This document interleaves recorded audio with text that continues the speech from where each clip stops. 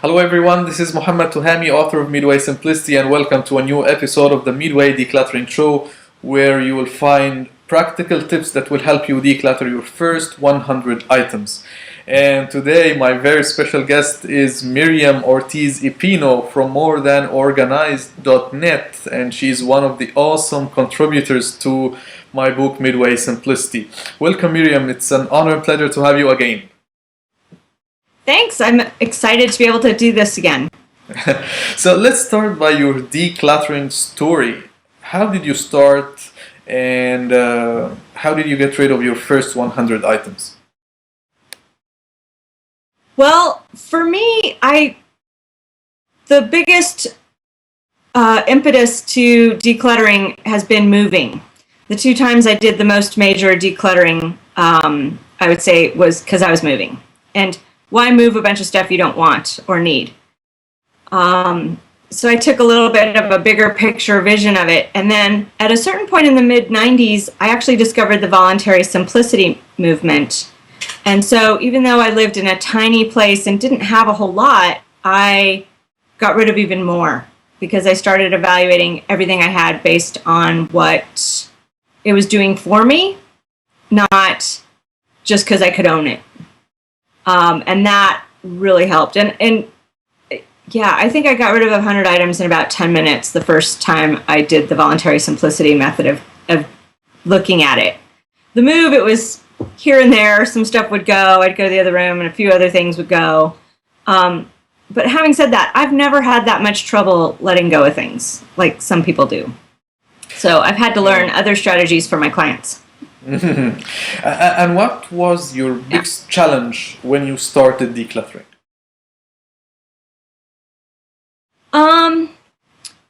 For me, a lot of the things I held on to were for projects that I wanted to do and was waiting for the time and or money to get the rest of the stuff I needed to do the project. I'm not the kind of never do a project, but I tend to think a little bit longer term, so I accumulate the pieces I'm going to need for it as I find them. And at a certain point, I had just a few too many projects going that were like that, and I had to really decide, okay, I'm only going to accumulate the things for one at a time. That helped. Yeah. Let me share with you some of the challenges that I received from my readers when it comes to decluttering. So one of them is I'm overwhelmed by too much stuff that I own, so I cannot think of starting the decluttering work. There's too many things that I need to get rid of or sort out. So how do you solve this issue for your clients, for example? I think it makes it a lot easier if you think smaller when you start. It's really about just what's easy to get rid of. Start with the easy stuff and then move to the stuff that's more intense and difficult to think about. And if it's overwhelming because there's so much stuff in the area you're trying to declutter, take a pile from that area to a clearer space and make the decisions in the clear space and then take it back to where it actually belongs. It's just one of those, the actual physical stuff can have that overwhelming energy shooting at you, and then you can't decide what you want to keep or not just because it's in the way. That's a nice tip.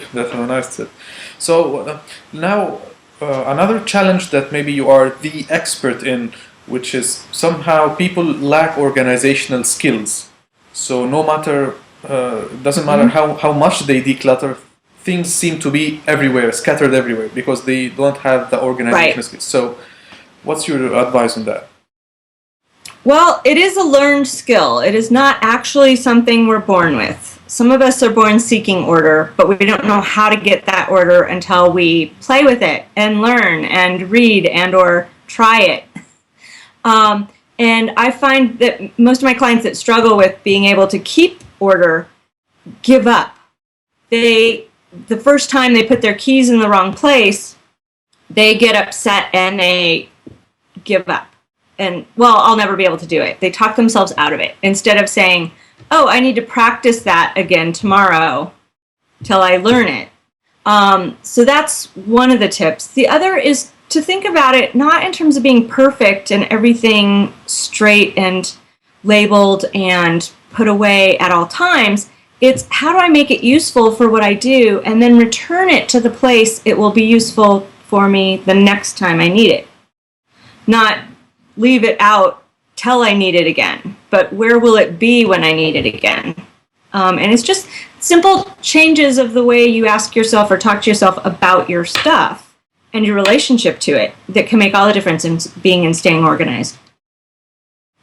Great. And what about, you don't have the energy to do the decluttering work. You have too many tasks to do, too many people to take care of, like kids and children, and you work from 9 to 6, and you don't have either the time nor the energy to start doing any decluttering work. So what can you do? Well, think about it this way. It's a bit of a catch-22 in that the more you declutter and get organized, the more time you will have to spend with your kids and your family, and the more energy you'll have because you're not stressed by your stuff all the time.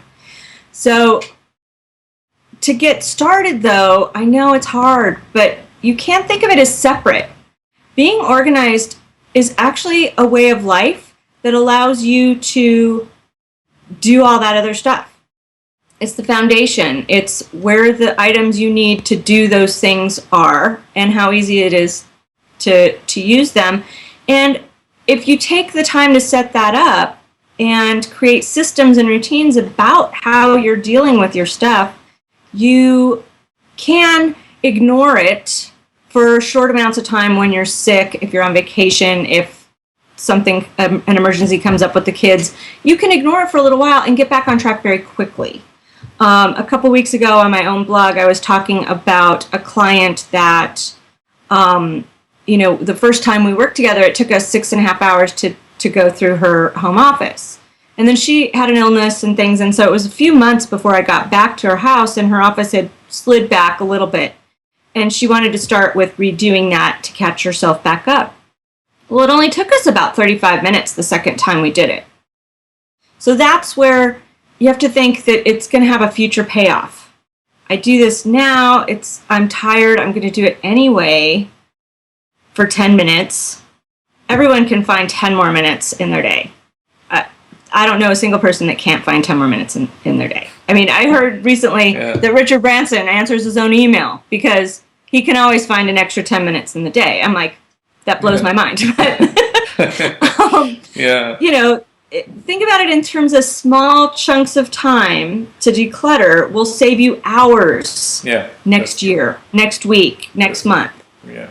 Always setting your side to the purpose, the bigger purpose, why you are decluttering will help you find the motivation, the time, the energy to do the work. Right. I mean, you have time to order the pizza in and leave the box on the counter. Yeah. It only takes another 2 seconds to put the box in the recycle bin. Yeah. It's just as much time to put it in the right place as it is to put it in the wrong place. Yeah. That's true. Yeah. And what if I'm living in a consumer-based environment and I'm facing high resistance from family and friends and close people? They cannot understand what I'm doing, getting rid of stuff and living simply, and minimalism, frugality, and all these expressions. So, how to face this resistance? I always do it with some humor and to make sure I stand firm in my own power of why I made that choice. So I choose to live simply, and that doesn't mean I deprive myself of anything, ever. I might have to wait a little bit for something, but I don't deprive myself. I choose which item will serve me best, which item I like best, which item makes me smile and happy and dance. I don't buy things just because they're there. It has to resonate with me in terms of helping me, and it's a choice I make. So I always think of it more in terms of quality over quantity. I'd rather have one great purse than 30 that I spent $100 on each, and so I'm keeping them. and none of them work right or go with any of my outfits or whatever, I look for the one item that serves exactly the purpose I need it to serve. Yeah, yeah.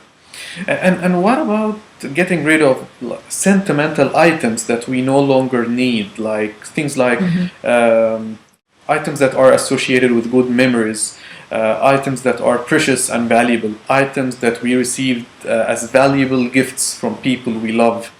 So how to get rid of this stuff if we no longer need them? Okay.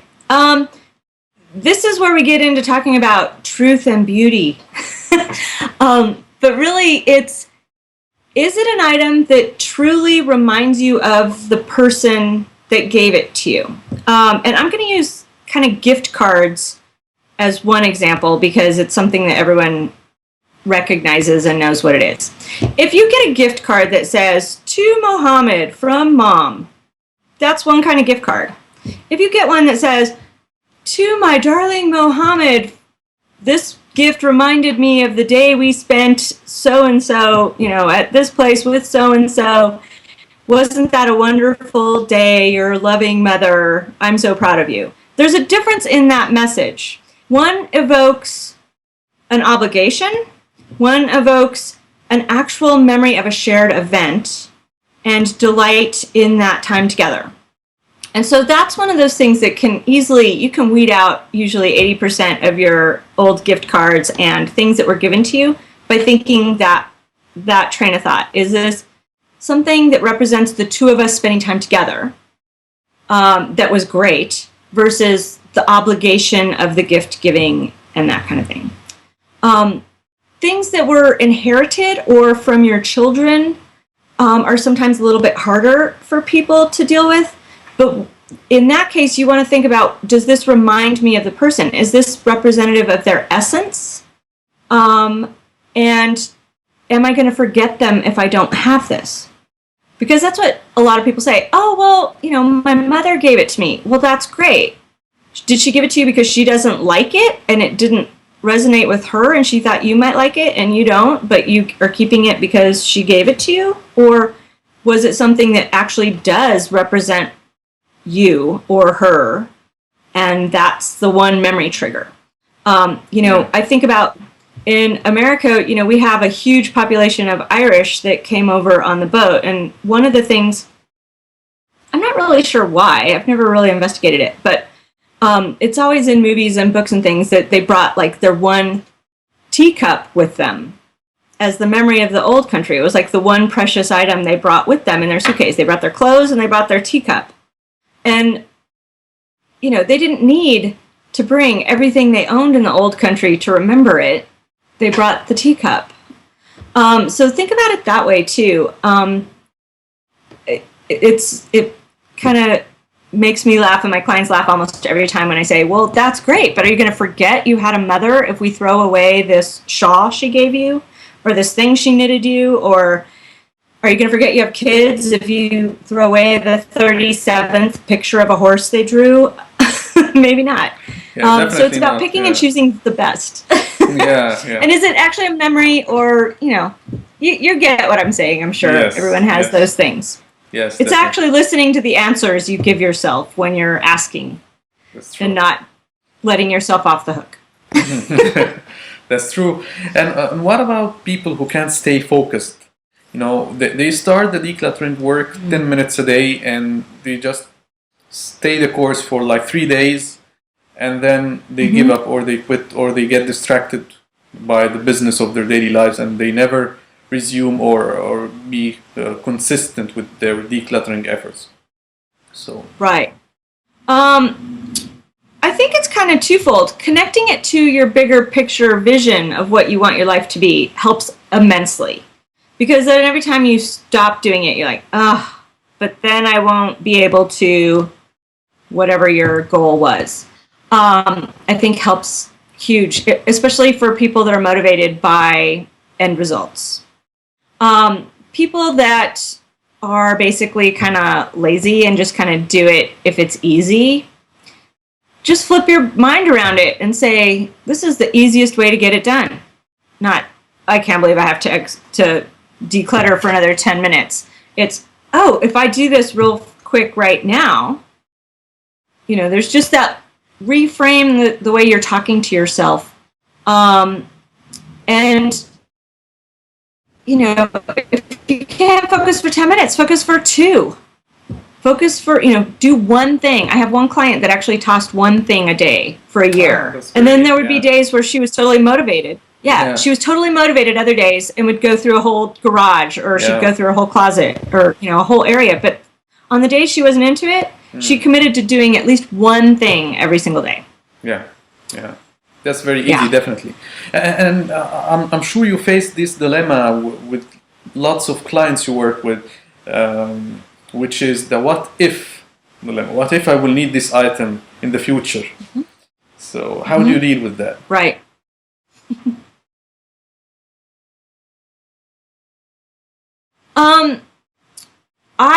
I'm a big fan of ridiculous memory. I can't remember if I talked about this in our last interview or not, but ridiculous memory is tying your new habit forming and your new decision making on something that will make it seem so absurd that it's easier.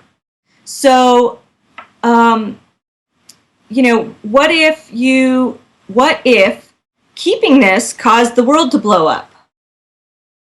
What if you won $1 million by keeping this? What are these what if scenarios you're thinking of? What if the TV breaks? Well, what if that happens? Run that scenario through your head. Do you need a backup TV? Do you need a backup to your backup to the backup? How many things would have to go wrong for that to be necessary? So by taking it to the extreme, you can really realize, that's never going to happen. I don't need 87 bottles of shampoo. There's always going to be a Walgreens. There's always going to be dish soap in an emergency. There's always going to be, water. What would the minimum be to achieve that same purpose? And how many things would have to happen for that to be actually needed versus in your way? I like that way, taking it to the extreme to realize that it never really matter. It will never really matter. Yeah. So, how to control my purchasing desire? Because if the inflow is always bigger than the outflow, then decluttering is useless. So if I keep on bringing on new items to my home or office, then the value of decluttering just vanishes. So how to overcome my purchasing desires? I often try to have my clients take a shopping break just so they see that they will not die from not shopping. And to turn it around from a hobby going to the mall to, okay, say you are going to the mall, you want to get out and be interactive with people. What if you never actually went in a store? What if you just walked around the mall during a busy time? What if you window shopped? What if you, try things? But I did that when I first started practicing voluntary simplicity. I worked in a retail environment, so it was real easy to pick up a bunch of stuff. But I just declared 30-day, I'm not going to buy anything except, absolute necessities like food. And see what happens. And I used up a bunch of my sample products. I ate all the food that was lingering in the back of the pantry. I, did not miss it at all. And so it was a lot easier to then shop at a normal pace because you became aware of that's you don't need it. It helped establish needs versus wants very clearly. So there's that. And then it's another example of you can take it to the extreme. If every time you buy something and bring something home, a dog dies or a car explodes or, something really bad happens. And then you go, oh, well, is it worth bringing home if all my hair falls out on the left side of my head? Is it worth bringing home if the dog's going to throw up in the other room? I mean, whatever you need to do to make it seem like, I don't really need this. Wow, I like that. I think I will call this episode Finding Simplicity in the Extremes. Yes. It will be a nice title for the episode. Yeah, people that get a little bit afraid of that, I often say, well, is it something you'd be willing to spend $1,000 on? Yeah. You know, do Yeah. you need that extra, I like T-shirt? that. I like that. Would you spend $1,000 on that T-shirt, Yeah. or is it only worth a little bit of money? And yeah, that's not worth it. And do you have a kind of like checklist or guidelines or series of questions that you ask yourself to help you decide upon what items you should keep and what items you should get rid of? Yes. It's kind of two layers. So the first time I go through things, like I said, I always try to have people do the easiest stuff first. So I always ask, is this something you need? Yes, no, or maybe. So the yeses and the nos are real obvious, and then the maybes you just review again later. But the second layer, if it's not a quick decision like that, is do you use it? Actually use it. People tell me all the time, yes, I wear that all the time. And I'm like scraping the dust off the sleeve of that coat or whatever. So be actually honest with yourself. Do you use it regularly? Then I always ask, do you love it? This is where that truth and beauty thing comes in. It doesn't matter what it is. If it makes you smile and your heart sing, you get to keep it. It can be something stupid. It could be something silly. It could be something amazing.